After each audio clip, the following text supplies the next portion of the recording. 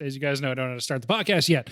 So it'll either be a real hard just in without any precursor, or we'll be talking about for a while. Of course, yeah. Or the rare third option, something along the lines of, welcome to Late to the Movies. This is a podcast where my friends and I get to fill in our movie blind spots. My name is Ben. Here today with me is Noah. Hi. Sorry. I got pointed at you right as you were taking a sip. I apologize for that. And Cory. Cory. Hi. No, we'll talk normally. Yeah, You don't have to. That's going to be real awkward if the ASMR part's not in there. So it's gonna be just tough. leave it at that. It's going to be tough. Our episode this week, continuing animation month, will focus on Akira. Yay. Excited for this one. Yeah, me too. Before we talk about it, though, you guys haven't been on for a little bit together. You were on our first... Wait, hold on. 2 weeks ago. That episode won't be coming out until 2 weeks after this one. Oh, so yeah, it's been a while. So, yeah, pretend. So I actually don't know when this... Okay, caveat up at the top. You may be noticing, if you're listening over the next few weeks, that I don't have a lot to say for stuff I've been watching lately, because for a few different reasons, we're recording like a month and a half in just about a week's period. So I haven't watched that many things in between these episodes. So I don't have too much to say, but have you guys watched anything fun recently? Okay. I've watched like a good amount of things to do with Lord of the Rings, including the first couple movies, and just the show Chainsaw Man. Okay, cool. It's like pretty hyped right now. It's what some people are considering it like a new step or a new like almost like how Akira is like a change in the anime or like animated film industry. Like this show is supposed to be like potentially one of those, but it could just be overhyped. I think it's fair really enough. Good, Cool. Anything for you? Not since like Halloween. I feel like I watched a ton of like movies and shows during that time. I think the last thing I probably watched was the Cabinet of Curiosities, which is really good. I don't think I got through all of them. I got through most, though. I think I saw 6 of them, but yeah, I enjoyed that a lot. Yeah, Guillermo del Toro's Pinocchio is in theaters now as we're recording this. I don't know. I want to go check that out too, because he's a cool guy. He makes cool stuff. I know he didn't direct the episodes, but obviously he's in the beginning cranking that Cabinet of Curiosity. Yeah, that was really cool. Cranking that cabinet. Just cranking that cabinet. Yeah, okay. Let's get into Akira. So some of us have ramen to go eat. You're more than welcome. Oh yeah, I don't know. I might take you up on that. That wasn't like some of us have to go eat ramen. Yeah, I was like, I did invite you. Yeah, I didn't know how to transition yet, so it just sounded like I was letting that hang in the air on purpose, but I wasn't. Some of us got to go slurp some noodles. Even though we just did yesterday. Hey, that's the life, man. I know what it is. Okay, so Speaking of ramen. yeah, exactly. I like talking before the movie about our prior relationships with them. This podcast, after all, is about filling in movie blind spots. This week, it was a blind spot for me, actually. I have never seen this movie. Obviously, I'm aware of it. I know that it is very influential for a lot of filmmakers, for cyberpunk in general. And having played Cyberpunk 2077, there's copious references that I now understand a little bit better throughout it. You know, it's a big deal movie. So how about you guys? Well, for me, this is a movie that I don't know how it's taken me this long. Like I watched it fairly recently, and I don't know how it's taken me this long, because I've watched like probably like the top 50 list of animated movies, except for I think just this one. And for a while I was like, it's from the 80s. It's going to be like really shitty animation, not good. So I put it off. But then Noah, Miles, and I were hanging out, and we just wanted to put something on in the background, and we put on that movie, and then we were like, oh, this is really good. And we just got sucked into it. Yeah, I was kind of in the same boat.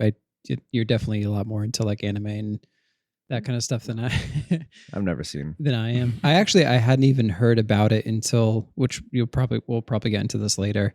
But I don't know if it was Jordan Peele himself or someone had mentioned that he had taken a part of a particular scene in Nope was like an homage to this movie. And so I looked up the movie and I, checked it out a little bit, and then we ended up watching it that one day. And same boat. I was like, oh, when was this made? Like really blown away by the animation and the content of it for the time. I don't know what people were making during that time, but Nothing close to pretty that. pretty gritty, and yeah, it didn't really hold punches, and yeah, so really Yeah. cool. Yeah. You do. I don't know how to even put it. I was gonna say you do anime. It's like, no, that's not how. Oh yeah, that's not how people talk. I'm a avid connoisseur for Yeah. many years. Avid connoisseur, yeah. But yeah, I'm actually surprised to hear that this wasn't one you had knocked off before. But yeah, it is from the '80s, so I get the impulse for sure. I tried to watch that show Berserk that everybody talks about, and that's from I don't know a while ago, and I just didn't enjoy it. So I was like, Got I'm big not swords, gonna. right? Yeah, it's got Yeah, big big swords and swords. like very little animation for a lot of the early scenes. It's like they're just standing there, not moving.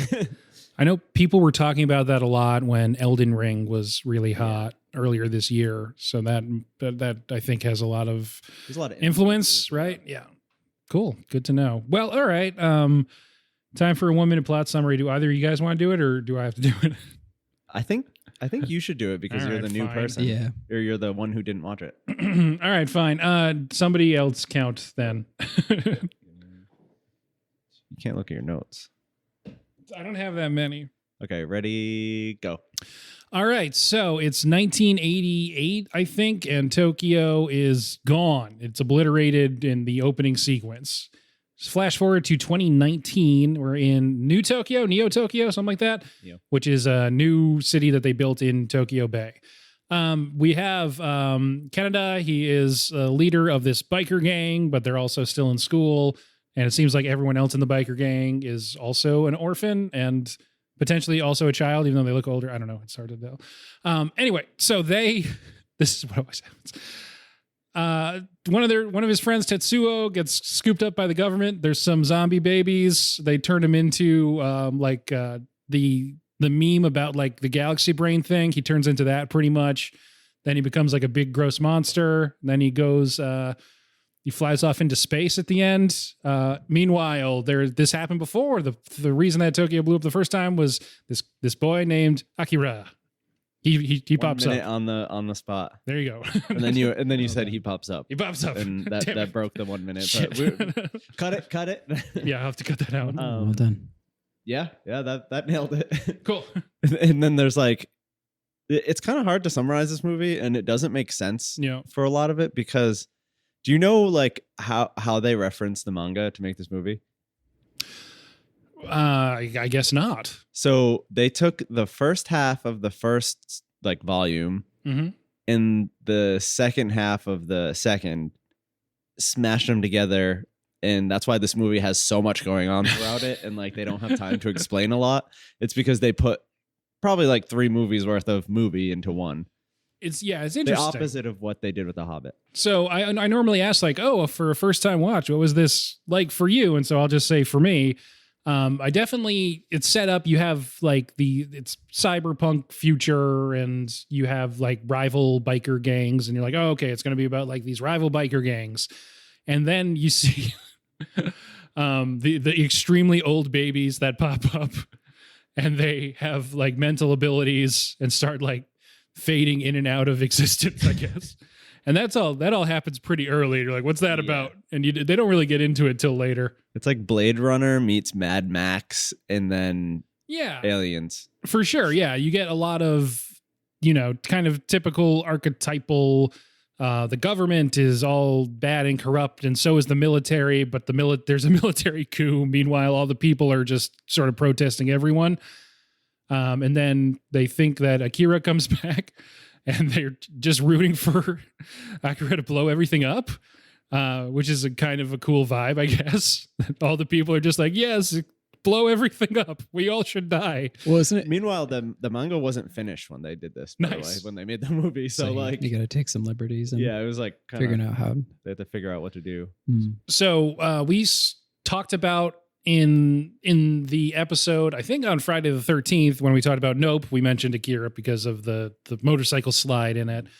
In the Matrix episodes that we did, I talked about the novel Neuromancer, which is written by William Gibson, who I think that came out in 1984, but his first short story where he coins the term cyberspace. That comes out in 1982. I think the manga for Akira starts publishing in 1982, I think. I think sometimes early 80s, because this was what, 88 when it came out? Yeah. But anyway, so these are sort of like, I guess that is more my idea of cyberpunk, which has a lot to do with the internet, and they talk about the Matrix in those books and such. And then this is more just the kind of like ground level, here's people living and struggling and the government sucks, which is a vibe that never does go out of style. It's America. Yeah. Right. Yeah. There's a lot to relate to, unfortunately. So yeah, just all that being said, I see a lot of similarities, and I don't know why Japan and just sort of Japanese culture is really baked into cyberpunk, even like in Blade Runner, the kind of city speak that they do there. Yeah, it's they're always eating ramen, and there's a lot of kanji everywhere, even though it's like Los Angeles, Right, exactly. Well, have you been to Los Angeles?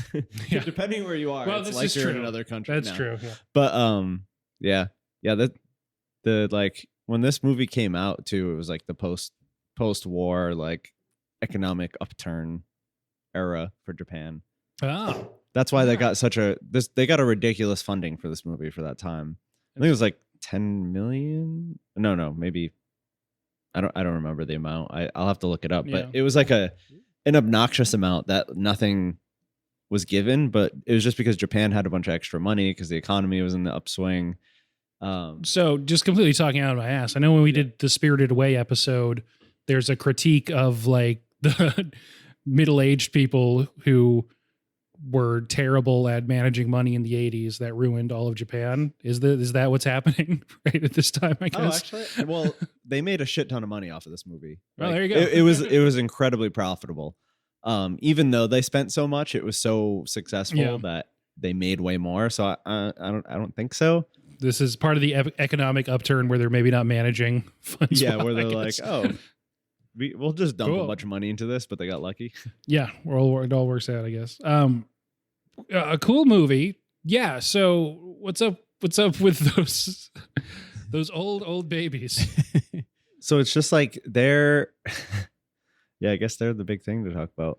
From what I've gathered, I think they're human, but they just have the mental. They have that mental power. Yeah. And at a young age, they're like kind of being taught and forced to like keep it under control, and they're not let. So I'll go into it. Well, I'll save the rest for later because it has to do with like Tetsuo and yeah. Okay. Yeah. Once we get into more of the plot, but those guys were not. They're weird looking. I feel like I thought I knew a lot of the iconography of this movie.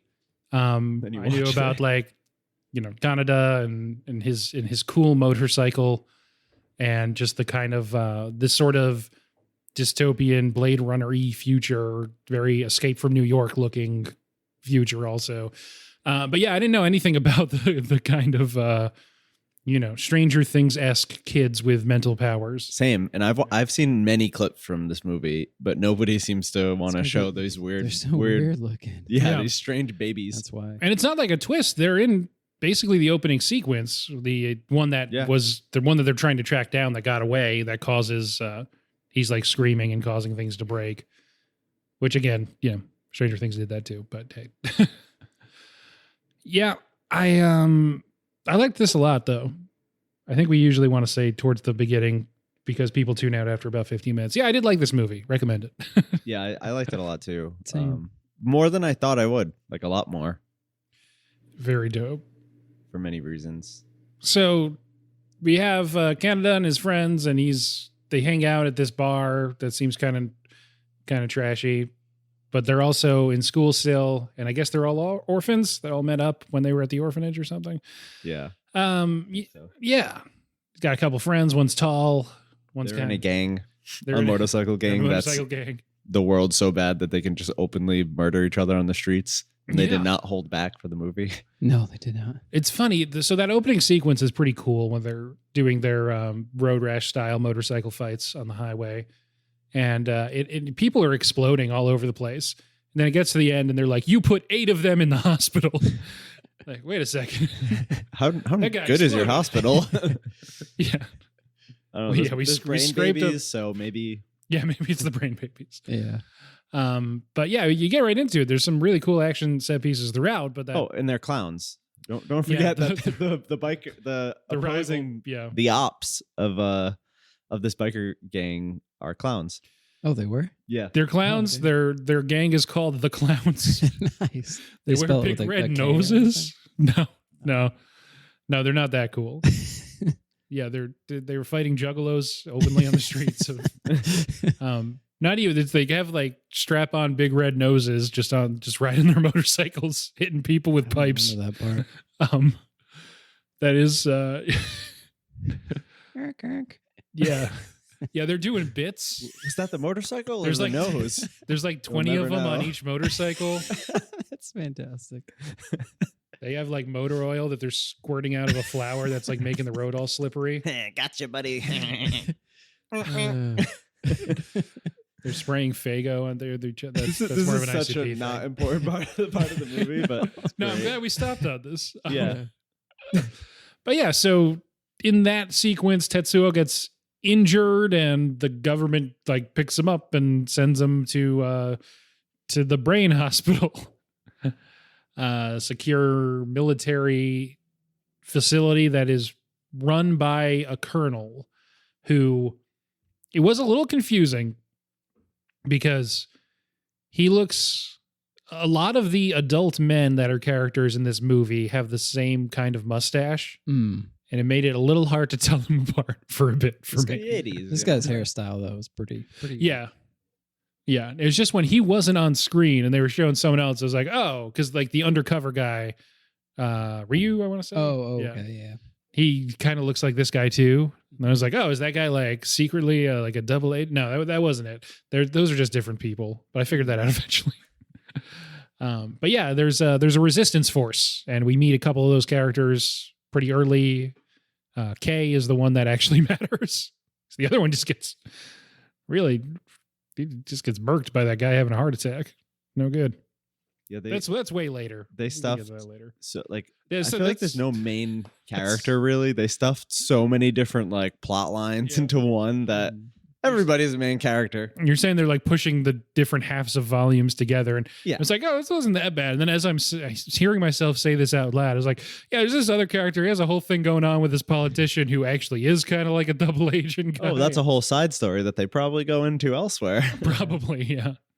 It was chaotic. Yeah, one of the like analysis I watched, the guy was talking about. He's like, yeah, and I mean, it was amazing, but also I know everybody's gonna say this, it's cliche, but you should really read it because they go into like in depth about all the stuff that you're briefly seeing and hearing about in the movie. Mm-hmm. It was a long movie for an 80s animation I think we watched it in two parts. yeah. Yeah. because we didn't expect it to be that long and we had something to do. Yeah. It was like, is it 3 hours? 2 No, hours. 2 hours. 2 It's hours only and 2 hours? 3 minutes, I think. Oh, okay.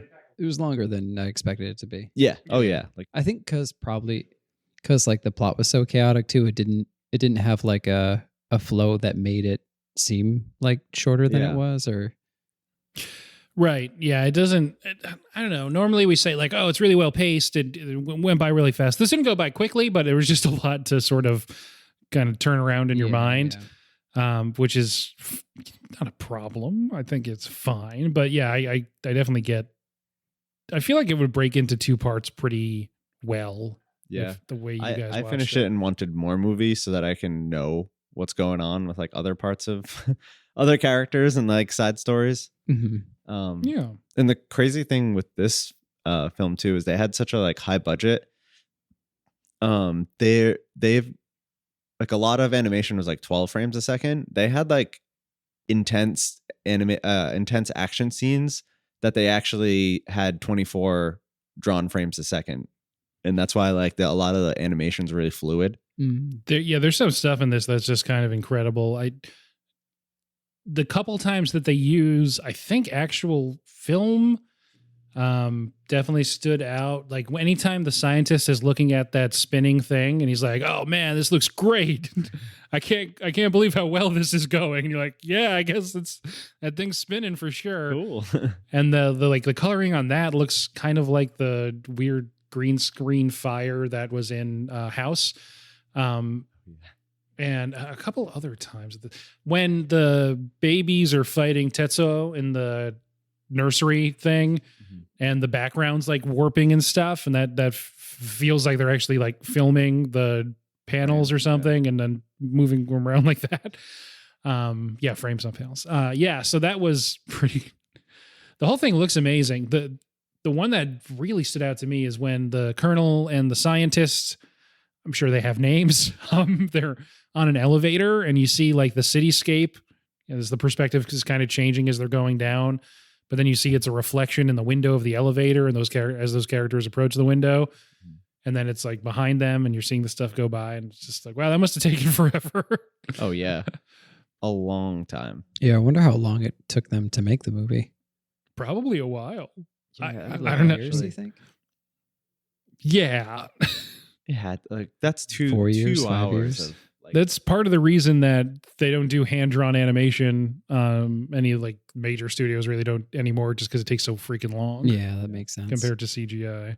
and they can have things like that look better, like better animated and Oh yeah. with less work. Yeah. But I don't know, but hand animated Yeah, things like there's a soul to it. It's art. Yeah, right? Yeah. it's like jazz. You know what I'm saying? Yeah, that's the notes that's you a good don't way to play. put it. It's the jazz of animation. That's a good way to put it. Exactly. Yeah. A little bit of human error really makes you feel alive. Mm. Yeah. I did. Yeah. So it's a Toho movie. So was House. So I saw the logo at the beginning. I was like, oh, I think that's the Toho logo, which I only knew because we only just did House a little bit ago. And yeah, so production wise, what happened? Katsuhiro Otomo is the director of this. He was also the guy that did the manga. Wrote it, yeah. So good for him. He got That's good. he got to stick around. Which is cool. Yeah, that's really cool. I think it was about 9 million combined with the advertising. It makes like almost 50 million. And in the 80s money, pretty nice. 5 times that like outrageous price. Yeah. Otomo is claimed to have over 2,000 pages of notebooks filled with ideas of how the movie should look. Oh my God. 2,000 pages of notebooks. The final storyboard consisted of a trimmed down 738 pages. A 738 page storyboard. So that takes some time. Oh my God. That's not even like any of the actual movie being made. Yeah. That's just prep. Yeah. That's I think it looks incredible. It's just really I really got on its vibe, and I don't know, man. I like the montage towards not the montage, but just the quick scene towards the beginning where you're just seeing like from the perspective of someone on a motorcycle on the highway passing all the advertising and the different signs and stuff. And yeah, it really just puts you right in the mood. You can see where a lot of other cyberpunk has taken their aesthetic from. It's here. Do you notice like around that time, I feel like a lot of Japanese things referenced big explosions. One thing I noticed really early on is that every scene was ending with the characters like seeing an explosion of a building that they were just in or kind of not that far behind them. It was probably the impact of the of the nuclear Who bombs. knows? This is only 40 years after, or 43 years. And we were talking about that a lot with House. That's only 30 couple and 2 years after. So that's the kind of thing that messes up generations of the country's people. So makes sense. Yeah. Yeah. And when you wipe out an entire city. It has just such a cold opening when the first thing you see is Tokyo just being fucking annihilated by what it looks like a large bomb. Which literally could happen. Yeah, sure. Which is the crazy thing. And And I think that was like a lot of the like meaning behind the movie. I don't know what area you're going to next. You know, Dude, we can talk about the meaning if you want. I don't have anything that like Well, we it need was to just do in a like- certain order. More of like the weird ass babies and and Tetsuo and Akira and stuff. Yeah, we haven't talked about. It's hard to figure out the end to talk about those guys, but we should because that's really the meat of what's Yeah. most interesting here. So basically, you start off and you think the main character is that Kanada dude, Mhm. and he's like really cool, badass, good, has a nice motorcycle, Good whatever. red jacket. Mhm. Good, yeah, sweet red jacket, which I'd love to have. And then like you meet some of his friends, his like motorcycle gang friends, and one of them has like a girlfriend, and you know they just want to be happy and live a good life together. And then you find out that he has like this hidden mental power that was awakened when he met these little babies, and he becomes basically the main character almost. And like so one question that I feel like a lot of people have is like, oh well, why are the babies not destroying everything? And there's like one line, I'm gonna probably misquote it, that was mentioned, and it was they said something about him being a big person, Mm-hmm. referencing an adult. And because kids are so pure that they don't, they mentioned a line about how if an amoeba were to have like the power of being a human, it would do what it normally does, but in like a greedy, like really like as good as it can to help, you know, the amoeba, Yeah, you know, himself or itself, and which the is amoeba, just to consume everything around it. yeah, consume everything around it. And as an adult realizing that power, it was bad because you already, like as an adult, you're already set in your ways, and you already are like, you know what you want or need, and you'll use that power for that to satisfy those wants and needs. So that's why it's like, you know, he can't control it, and he like is thinking about it as like, oh, now I have this power, as opposed to like, oh, this is a part of me, and like this is, you know, who I am and how I need to control it. And that's like a big, Yeah, he had felt like a victim his whole life, and he sees this as an opportunity to get even with the world and with the people that he's embarrassed to have needed to depend on to keep him safe.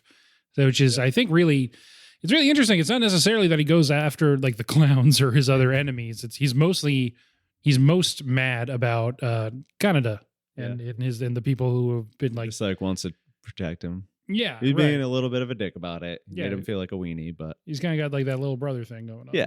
Mhm. He's being a bit of a weenie, no doubt. yeah, so he's just gonna fucking kill them all. So these zombie babies, why do they look so bad? That I don't know if they ever explained like why they look so messed up. I'm assuming I'm assuming if you've read the manga and you're listening to this is probably an infuriating conversation. I apologize for how late, but I'm sure this is answered there. But I assume it's something like just the mental strain of being these like galaxy brain babies has aged their bodies. Yeah. Or if you get that brain power in you, you stay at like the same age, and maybe or you just don't develop beyond that, but maybe they've been like that for a while. It doesn't necessarily say yeah, that's true. that they're Yeah. only 5, 6 years old or whatever. So Maybe they're smoking two packs a day and drinking. You get Heavily. to deal with, That to too. deal with the mental stress. I would- Yeah, at the age of 4, it hits hard. yeah. Earth substances can't affect us anymore, so Yeah. they need to do all the drugs just to feel anything. Maybe. Yeah. For them, doing heroin is just like smoking a cigarette. Yeah. It's like, Yeah. oh, all right, I'm a little bit awake. Now I have to take a shit. Yeah. That's probably what they get into in the manga. Yeah, When- I bet they go deep into it. That's why Japan smokes so much. It was the cool thing to do. Brains. Get them big brains. Yeah, it looks. I just like Googled it really quickly, like what they look like in the manga, and it looks pretty spot on to like how they were represented in the movie. So I know the reading about it online, they refer to those 3 as espers, which I don't think they're ever called that in the movie. I But- think because their skin tone is so weird, I think if they were just normally skin tone, they would look more normal. But they look like zombie.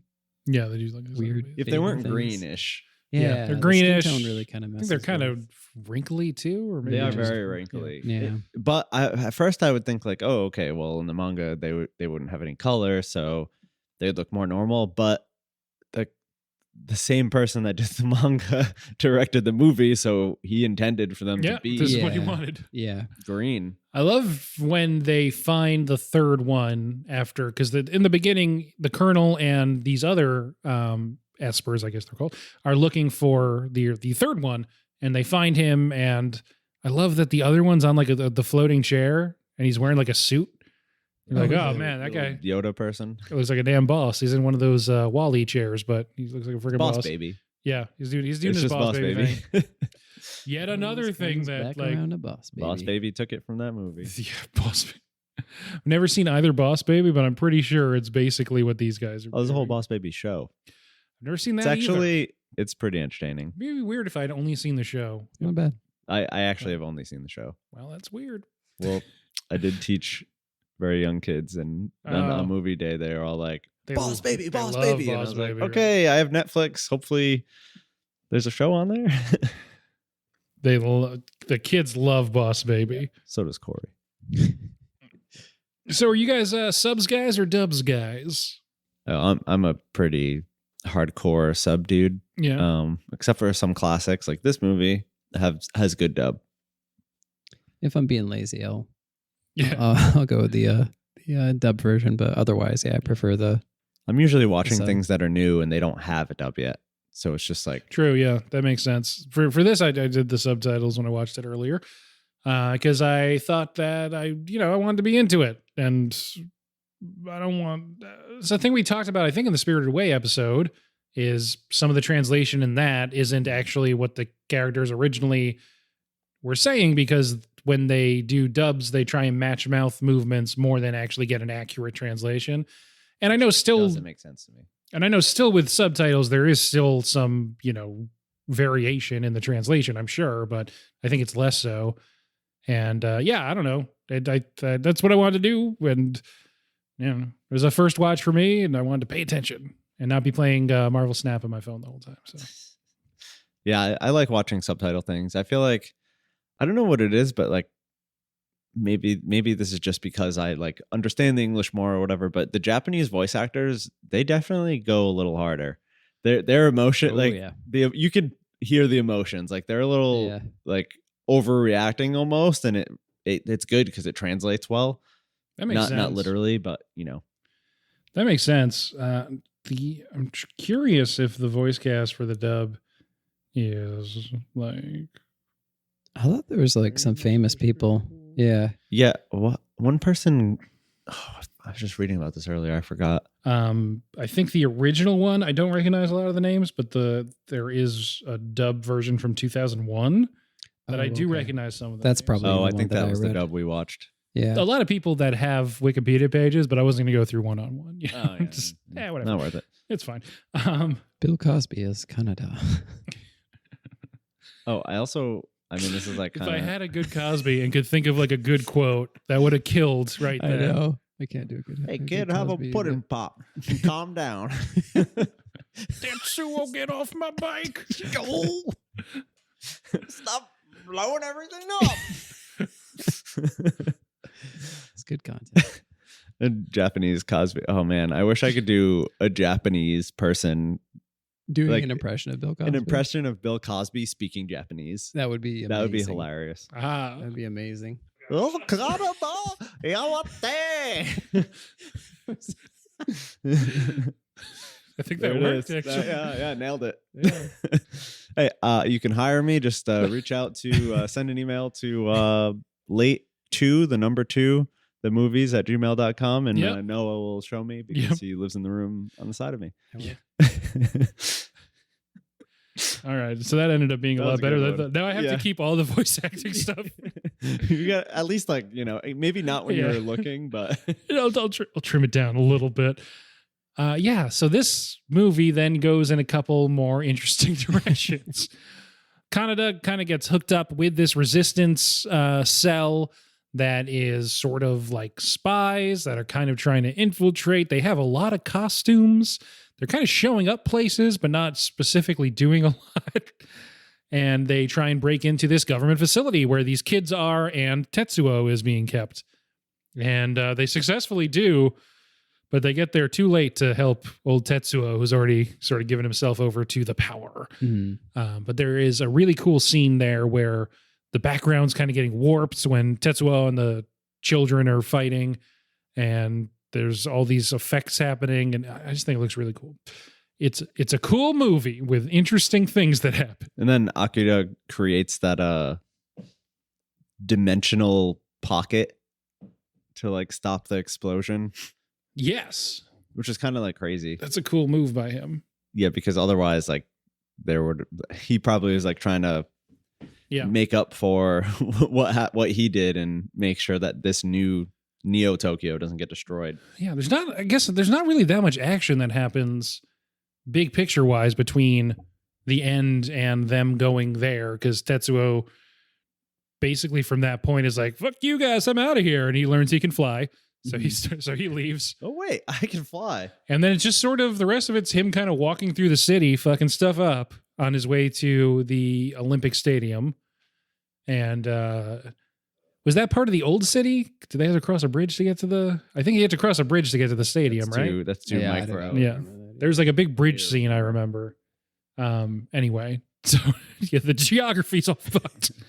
So in that case, was there in the late 80s? Was there? Okay, fuck it. Who cares? This isn't interesting. I'm sorry. What's important is it's kind of interesting. But he gets to the stadium. What happens in the stadium stays in the stadium. That's right. That's what he says. Right? Because the bebes tell him, perhaps not on purpose, that is where Akira is, and he finds him. He like lifts this huge container of sub-zero materials out of under the stadium, and they're kind of in like the parking lot outside the stadium at this point, I guess.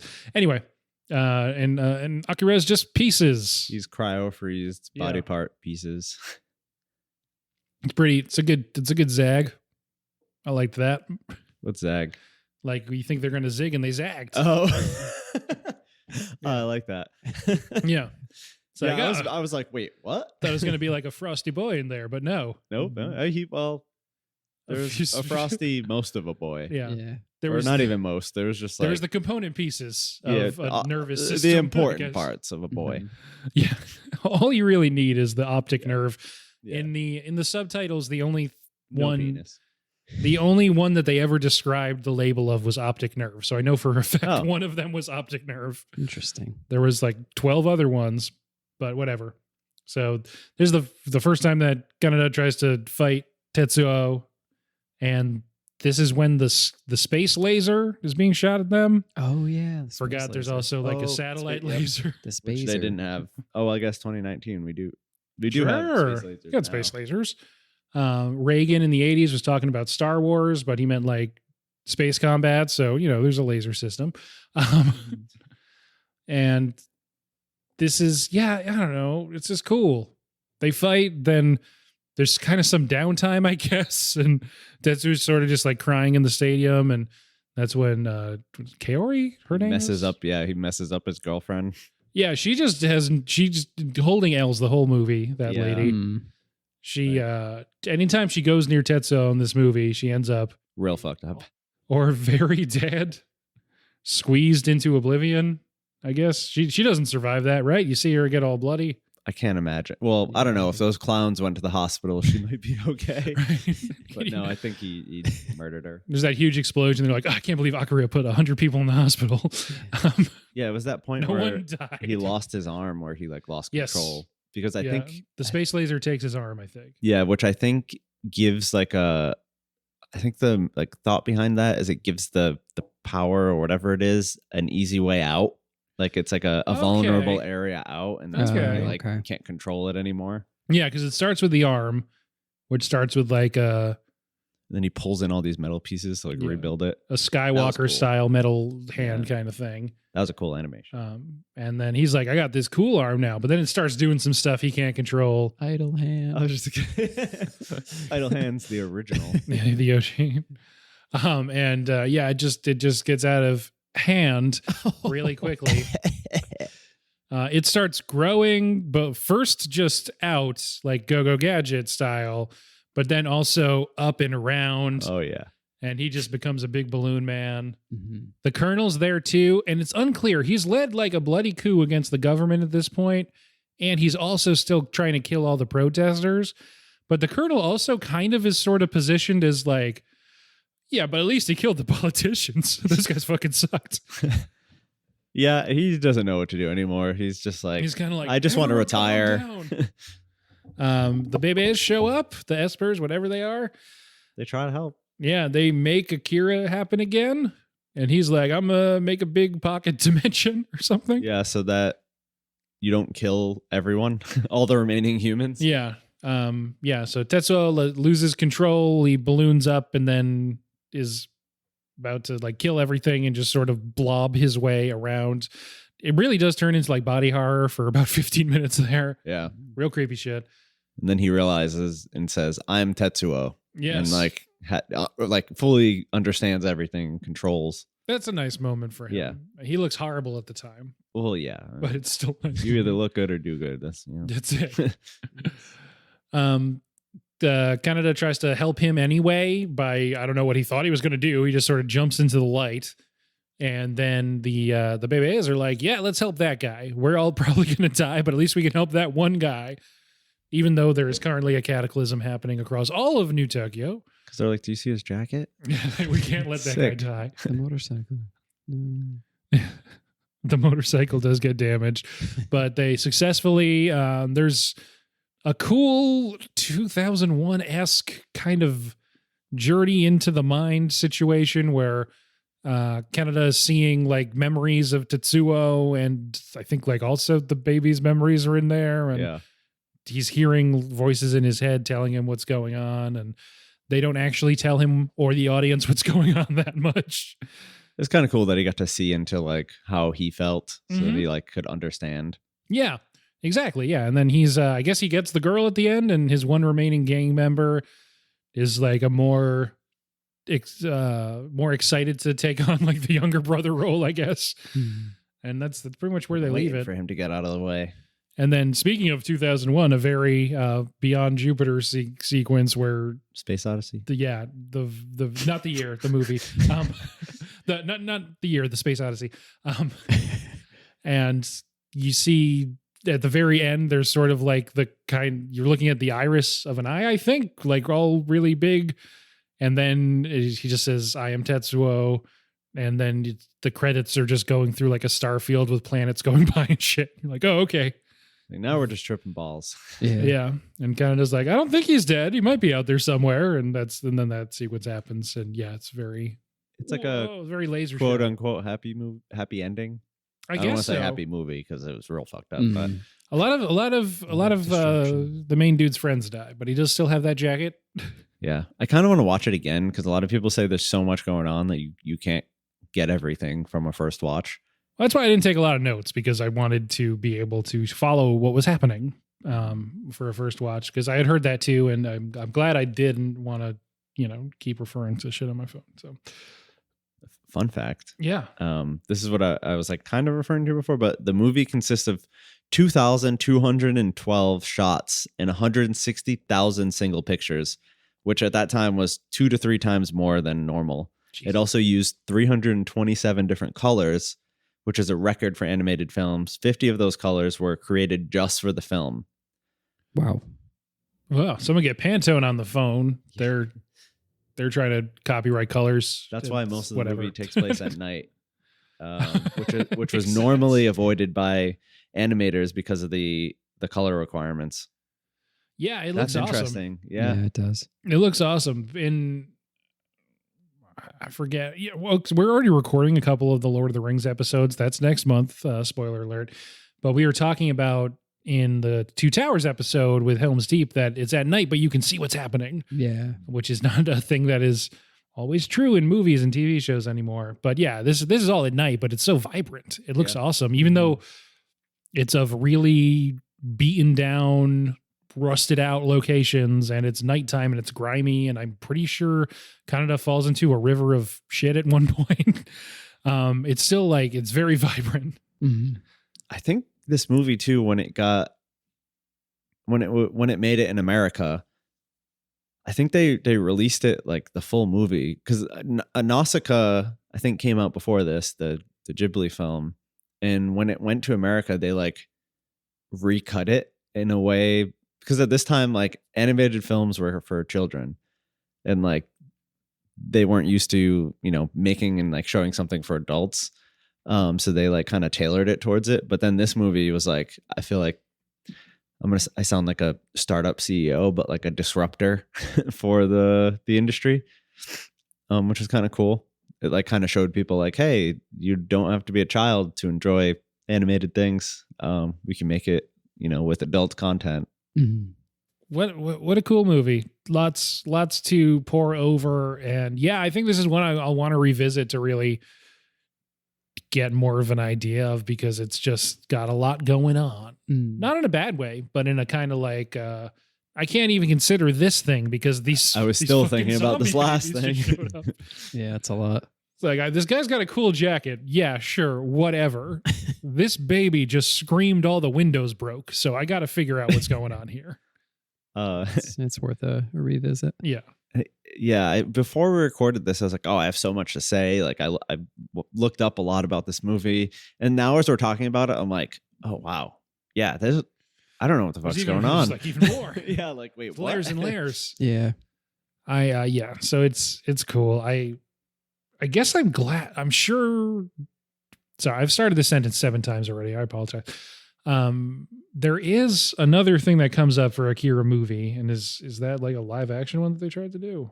They tried to do a live action, but then the budget was over like needed to be over 300 million, and they did. That makes sense. It's never. Oh my god. It is unditched. It is happening. It is going to be like now. Oh, they tried before. Yeah, no, there's a new one coming from Warner Brothers apparently. Oh, they're gonna fuck it up. But yes, it's been in development hell since the early thousands at least. Live action one trying to get off the ground. In 2017, it was announced that Taika Waititi was trying to get it going. Production was scheduled to start in 2019, but Waititi put it on hold to direct Thor: Love and Thunder instead. The project. Come on, you have the most monumental animated movie of all time, and you're like, oh, let's make this Thor movie that's very generic. Well, I think he probably started developing Akira and realized that he couldn't narrate the whole thing himself, and so he's like, but with Thor: Love and Thunder, I can give myself all the jokes and narrate it at the same time, and make way more money, probably. And that's what the people want. He plays all the parts in it, and also play all the parts. Yeah. So as of now, delayed indefinitely. So yet again, one that almost happened. It has Leo DiCaprio listed as a producer. Okay, maybe one day. But yeah, I just feel like it would be prohibitively expensive if they were going to adapt the original movie. This movie was incredible. I really liked it a lot. Let's get into ratings on our Letterboxd. That's letterboxd.com. You can search for Late to the Movies. This is, once again, the number 2. And you can find every week that we post an episode. We also post our ratings of it there. So, guys, on a scale of 0.5 to 5, on any scale of your choosing besides stars, what would you give Akira?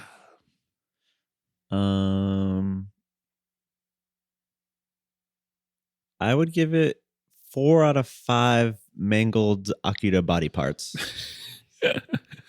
That poor guy. Seems like a nice guy too. Yeah, I think there were 5 of them, right?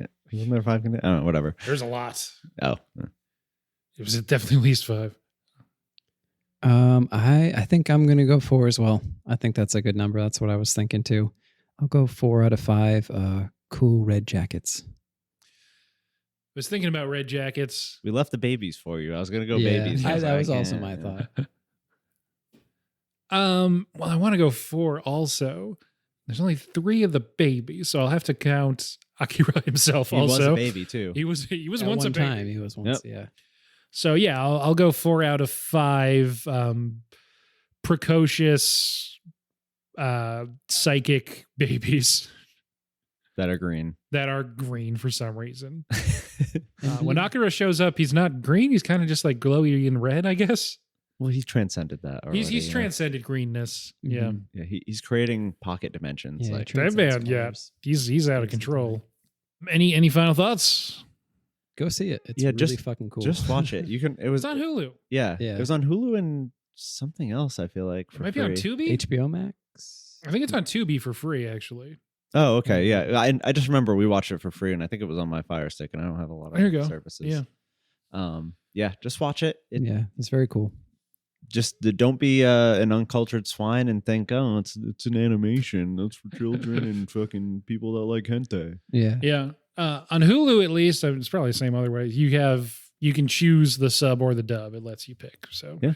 there you go. Try both, maybe, and see how they compare. Literally changed how a lot of things were done, and Stranger Things. Yes. Mhm. Yeah. I mean, so influential. It's a good movie. I think that's about sums up our thoughts on it. Yeah. Much to consider.